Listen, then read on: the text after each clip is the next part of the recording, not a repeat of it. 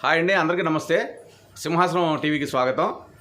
ఈరోజు AP liquor స్కామ్కి సంబంధించి Jaganmohan Reddy PA వ్యక్తిగత సహాయకుడు కేఎన్ఆర్ అంటే కె నాగేశ్వర రెడ్డి అతన్ని సిట్టు నిన్న విచారించింది. ఈరోజు కూడా విచారిస్తోంది. సాయంత్రం వరకు ఆ విచారణ జరుగుతుందంట.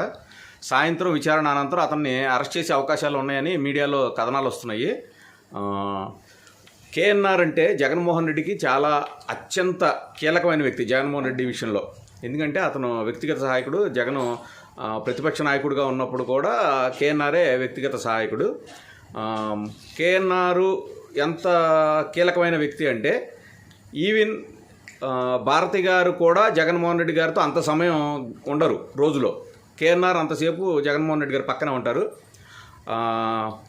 సో జగన్మోహన్ రెడ్డి గారికి సంబంధించిన ఏ విషయం అయినా సరే కేఎన్ఆర్ గారికి కృష్ణమోహన్ రెడ్డి గారు, జగన్మోహన్ రెడ్డి గారు ఓఎస్డి ఆల్రెడీ ఆయన ఈ లిక్కర్ స్కామ్లో ఆల్రెడీ అరెస్ట్ అయ్యారు, బయటకు వచ్చారు బెయిల్ మీద. మళ్ళీ కొన్ని రోజులు బెయిల్లో బయటకు వచ్చినట్లు మళ్ళీ లోపల ఉన్నారు. అయితే జగన్మోహన్ రెడ్డి గారికి సంబంధించినంతవరకు ఏ స్కాము ఏ స్కీము ఏమి జరిగినా కూడా నలుగురు వ్యక్తులకైతే తెలియకుండా ఎట్టి పరిస్థితుల్లో ఏమీ జరగదు. Number 1 KNR, number 2 Krishnamohan Reddy, number 3 Sajjala, Vijayasai Reddy. అంటే అప్పట్లో విజయసాయిరెడ్డి ముందు ఉండేవాడు, సజ్జల వెనకాల ఉండేవాళ్ళు.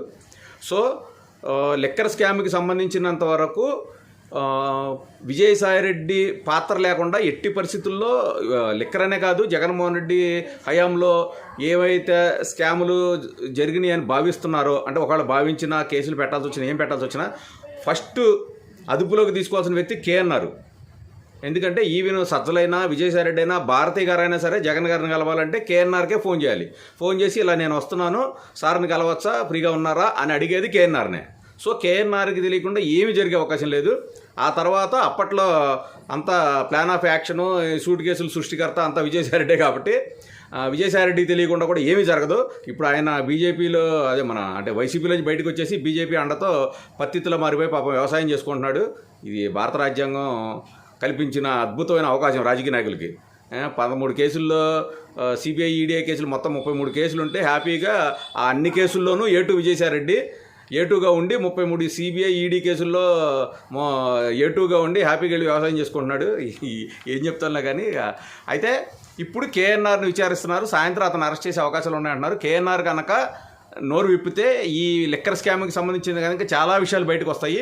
సో భవిష్యత్తులో కూడా ఏ స్కీము ఏ స్కాము దేనికి సంబంధించిన జగన్మోహన్ రెడ్డి హయాంలో విచారణ చేయాలన్నా కూడా ఫస్ట్ అదుపులోకి తీసుకోవాల్సింది కేఎన్ఆర్ని, తర్వాత విజయసాయి.